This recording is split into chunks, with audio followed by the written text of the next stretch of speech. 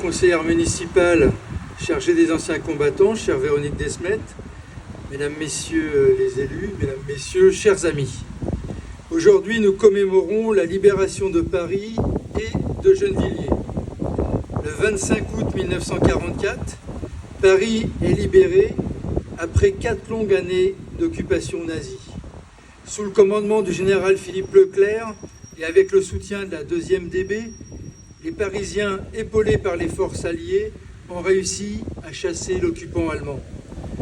Le général Charles de Gaulle prononça son célèbre discours affirmant que Paris a été libéré par son peuple avec le concours des armées de la France. Paris libéré, mais aussi des villes telles que Gennevilliers qui ont joué un rôle significatif dans la résistance. Dès le 20 août, la ville s'est soulevée contre les forces d'occupation sous la conduite d'Henri Mussler et de Waldeck-Lhuillier, et Gennevilliers a été libéré le 26 août.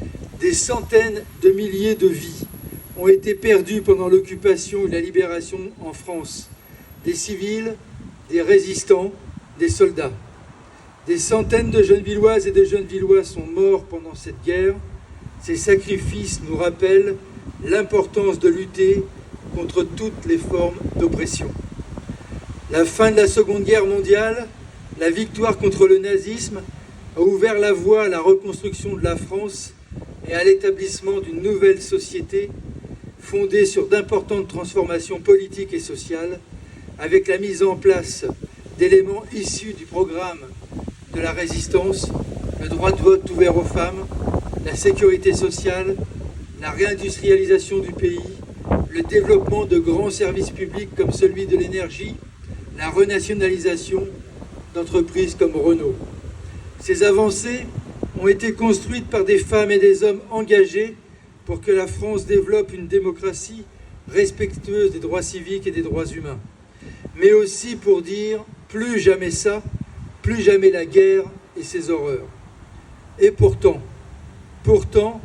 80 ans après cette victoire contre les idées et l'horreur d'extrême droite, le fascisme est de nouveau une réalité dans le monde, en Europe et en France.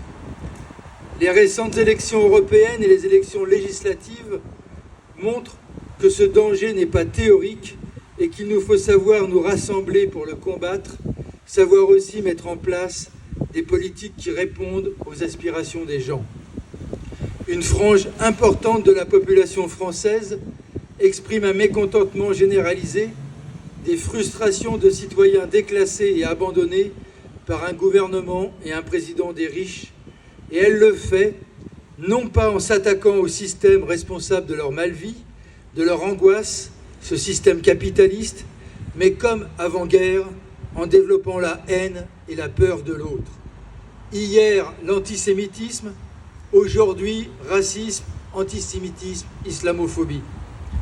À Gennevilliers, nous faisons un pari audacieux, celui de nous retrouver autour d'un projet de ville commun, basé sur le respect de soi, respect des habitants, de leur diversité, mais aussi de la nature.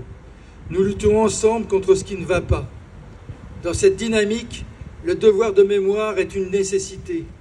Savoir que non, ce n'est pas vrai de dire que la haine de l'autre n'a pas été essayée.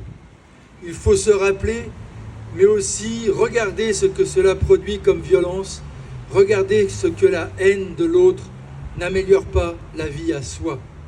Se rappeler aussi, pour ne pas confondre les combats, ne pas confondre que la lutte pour la reconnaissance d'un État libre de Palestine doit aller de pair avec la lutte contre l'antisémitisme, car la lutte contre le colonialisme est une lutte d'émancipation et non de domination et d'oppression. C'est pourquoi nous menons des actions pédagogiques fortes, comme le sera le projet de voyage à Auschwitz au printemps 2025. Il s'agit d'un voyage fort de sens et d'émotion. Ce 25 août, rappelons-nous que notre devoir est de préserver la flamme de la liberté, fidèle aux idéaux de justice et de paix. Nous devons continuer de lutter pour une France où règne la solidarité, la justice sociale et le respect des droits humains. Que nos commémorations soient utiles pour construire l'humanité à venir. Merci de votre attention.